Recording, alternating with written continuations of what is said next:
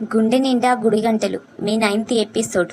శివ చేసిన తప్పేంటో, శివను బాలు ఎందుకు కొట్టాడో తెలియక మీనా అల్లాడిపోతుంది. ఆ క్రమంలోని నిలదీయడానికి వెళ్తే అప్పటికే శివ మాటలకు హట్టయి తాగేసి ఉన్న బాలు కోపంగా మాట్లాడేస్తాడు తప్పితే నిజం చెప్పాడు. దాంతో మీనా డైరెక్ట్గా వెళ్ళి సత్యం ప్రభావితుల ముందే పంచాయతీ పెడుతుంది. బాలు రాగానే నిలదీస్తుంది. ఇదేదో కలిసి వస్తుందని భావించిన ప్రభావతి తెలివిగా బాలుకి సపోర్ట్ చేస్తుంది. మీనా తరపున నిలబడి ఇంట్లో అందరి ముందు బాలుని నిలదీస్తాడు. శివని ఎందుకు కొట్టావు, వాడు చెయ్యి ఎందుకు విరగొట్టావు అంటూ అడుగుతాడు. వాడు కాలేజీకి వెళ్లకుండా పనికి మాలిన వాళ్ళతో తిరుగుతున్నాడు, అందుకే కొట్టాను అంటాడు బాలు. అది మాత్రమే కారణం కాదని నాకు అనిపిస్తుంది అంటాడు సత్యం. చెయ్యి విరిచేంత పని చేశావంటే అంతకంటే ఘోరమైన తప్పే చేసి ఉండాలి. అది ఏంటి అంటుంది రోహిణి. ప్రభావతి కూడా ఇంచుమించు అదే మాట్లాడుతుంది. దాంతో మీనా ఏడుస్తూ, నా తమ్ముడు తెలియక ఒకసారి తప్పు చేశాడు, ఇప్పుడు మారిపోయి బుద్ధిగా చదువుకుంటున్నాడు. ఒకసారి తప్పు చేస్తే మళ్ళీ తప్పులు చేయడానికి వాడేం మీలా కాదు. జాబ్ అని వెళ్ళి పార్కులో పడుకుని రావడం లేదు అంటూ చురక వేస్తుంది మీనా.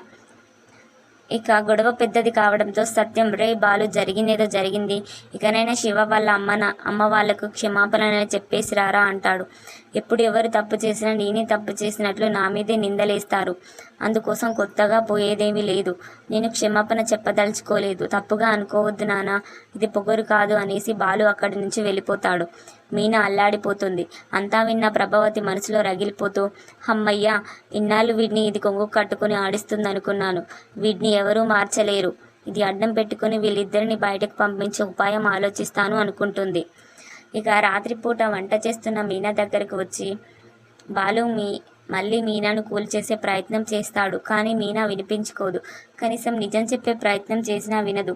దాంతో మళ్ళీ అక్కడి నుంచి వెళ్ళిపోతాడు బాధగా.